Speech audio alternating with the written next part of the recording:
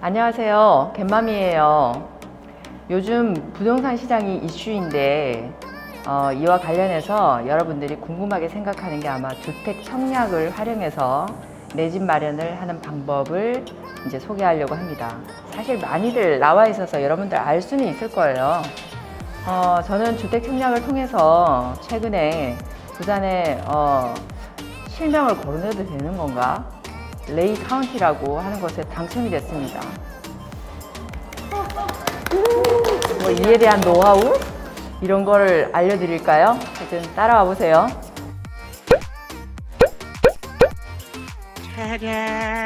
그러면 주택 청약에 대해서 간단히 설명해 주시겠어요?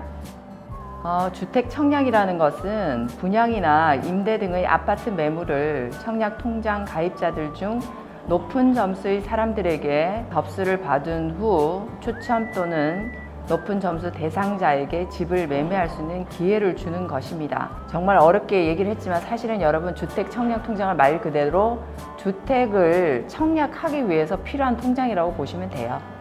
주택 청약 종합 저축이 경제 효율적으로 어떤 효율성이 있나요?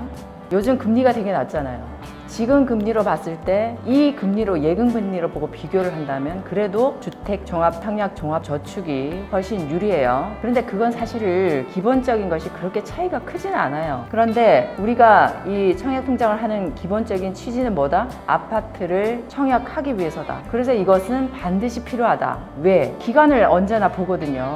얼마만큼 넣었느냐 하는 거 가지고 점수 가점이 매겨져요. 그런데 오랫동안 먼저 넣었던 사람들은 그만큼 유리할 수가 있고, 자기가 이제 나 이번에 아파트 하나 청약하고 싶은데 할 때 넣으면 그때는 이제 1년 뭐 2년 이렇게 해가지고는 점수를 받을 수 없으니까 효과적이지 못한 거죠. 하나 얘기 들어볼까요? 우리가 주택을 청약하는 데는 국민주택이라는 게 있고 그 다음에 민영주택이라는 게 있습니다. 국민주택은 1순위 조건이 이 주택 청약 통장의 납입 기간하고 총 납입액을 보고 평가를 하고요. 민영주택 1순위는 청약 가점제라 그래가지고 청약 통장 가입 기간이 길수록 점수를 많이 받도록 되어 있습니다. 그러니까 뭐다? 지금이라도 없는 사람은 무조건 넣어야 된다. 땡PD. 네.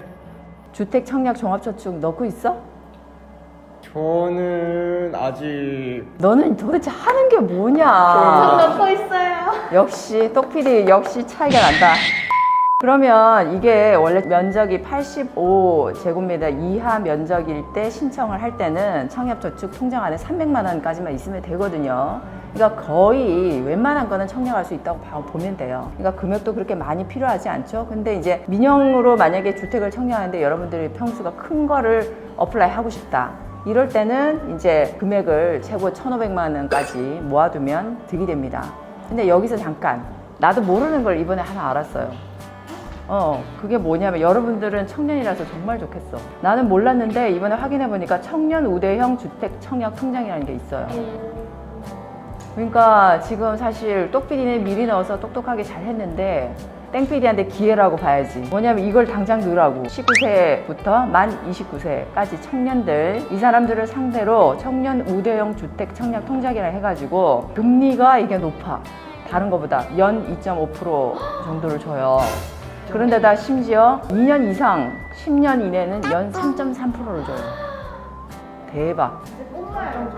청약을 할 때도 유리하지만 지금 이렇게 주는 거 잘 없잖아요. 그러니까 굉장히 좋은 이점이라고 생각을 하고 당장 고해서 넣길 바라고, 단지 주택 청약 종합 통장은 여러분들 만들어 놓으면 무조건 어떻게? 해지하면 안 된다. 그러면 그게 다 사라져 버리니까요. 기간을 무조건 가지고 점수를 매기기 때문에 기간이 얼마만큼 몇 년을 했느냐가 되게 중요해요, 나중에. 근데 그것을 자기가 중간에 돈이 필요하다고 청약을 해지하는 순간 어떻게? 다시 없어지고 새로 가입을 하는 상황이 돼버리니까 제로섬 되기 때문에 여러분들 명심하고 계속 유지를 해서 가져가야 된다. 기간이 길수록 좋다. 그러면 어떻게? 금액을 많이 넣기는 힘들잖아요. 오랫동안 유지하기 위해서 적은 금액이라도 알차게 넣으면 되니까 신경 쓰지 말고 길게 잡고 금액을 자기가 넣고도 잊어버릴 수 있는 금액을 계속 넣으시면 됩니다. 그래서 이게 아주 참 정말 괜찮고, 이제 생각을 해보면 청약만 한다고 해서 사실 되는 게 아니라 청약 다음에 이제 막상 청약이 되고 나면 계약금도 있어야 되고 중도금도 있어야 되고 잔금도 있어야 되잖아요. 그걸 한 3년 안에 나눠서 다 납입을 해야 돼요. 그러니까 어느 정도 그것을 생각하면서 청약 통장을 지금부터 넣지만 자기가 뭐 3년 뒤부터는 내가 집을 마련하겠다고 생각하고 자기 자신의 재무 구조를 면밀하게 파악을 해서 그 목돈을 만드는 준비를 계속 해야 합니다. 그걸 잊지 말고 꼭 준비를 하셔야 돼요. 그럼 갯맘은 주택 청약에 당첨되신 적이 있으신 거죠? 이번에 됐죠. 어떻게 당첨되셨나요?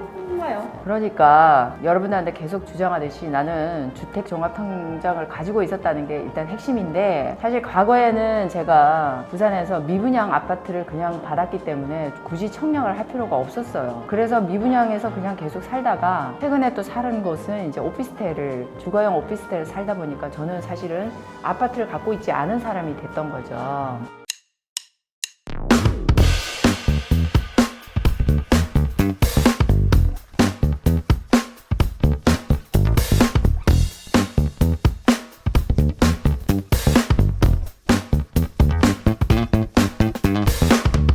그런데 미분양 아파트 살다가 오피스로 이제 10년 넘게 살면서 놓치지 않고 뭘 넣냐면 이렇게 주택 통장을 넣은 거예요, 제가. 그래서 계속 있었기 때문에 이번에 4,000세대가 넘는 부산의 레이 카운티에 이제 어플라이를 했는데, 정말 놀랍게도 뭐 1661대 1이었다나 뭐 이러는데 당첨이 된 거예요.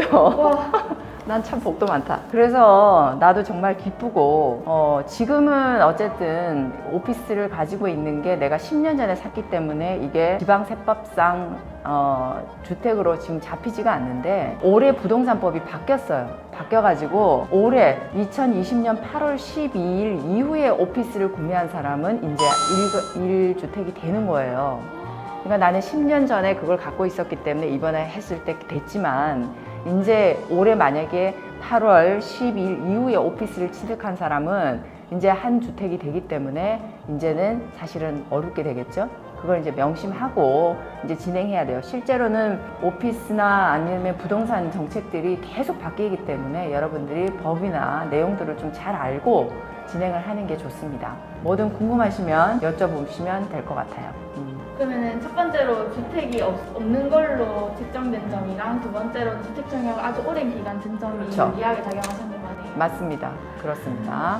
김맘, 그러면은 저는 아직 주택 청약을 안 하고 있는데 지금 20대에 준비를 하지 않는다고 하면 많이 이제 이후에 많이 힘들까요? 당연히 힘들지 않겠어? 한번 생각을 해봐. 땡PD, 너는 왜 그렇게 정말 땡땡땡땡 하는 일만 계속 나오는 거야? 아니, 생각해봐. 내가 10년 뒤에 정말 준비를 미리 하지도 않았다. 기회를 놓친다는 거지. 지금 이번 같은 경우도 부산에는 레이 카운티라는 4,000세대가 되는 엄청난 단지가 들어왔어.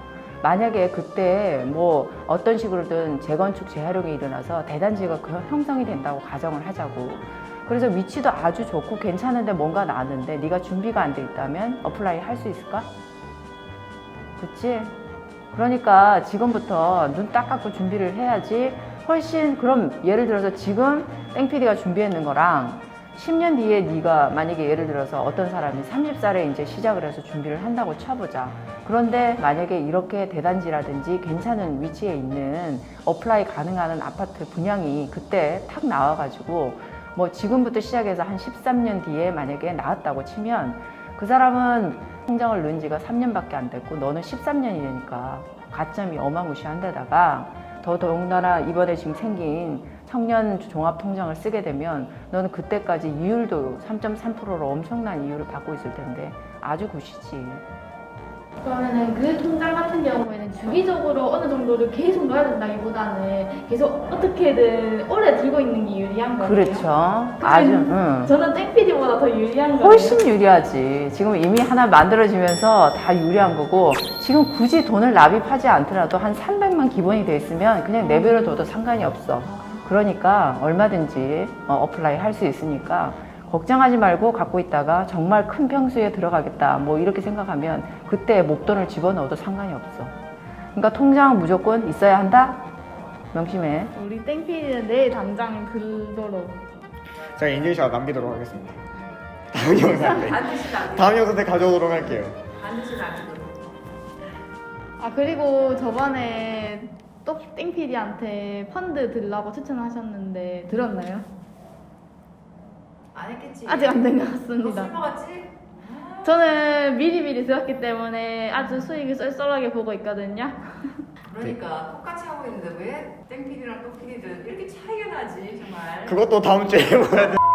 중요한 것은 땡피디한테 꼭 얘기하지만 금액이 중요하지 않다. 단돈 1,000원도 시작하는 게 중요하다는 거 꼭 명심해서 한번 시작을 해봐. 그거 의외로 커피 마시는 것보다 재밌네 하는 생각 분명히 들 거야. 커피값은 날라가고 나면 없잖아. 그런데 커피값만큼 거기 4,000원, 5,000원 있는데 거기에 뭐 붙어 있어. 아주 괜찮을걸? 혼나고 나서 많이 죽였어. 그럼 돈 좀 남았니? 얼마에 재무 컨설팅으로 아주 효과를 톡톡히 봤다던데. 그래? 구독자 여러분들도 빨리 이 배를 타시길. 좋은 정보 많이 얻어가시길 바랍니다. 구독과 좋아요 부탁드립니다. 지금 우리가 하면 안 되지. 갯맘이 빨리 마무리해주세요.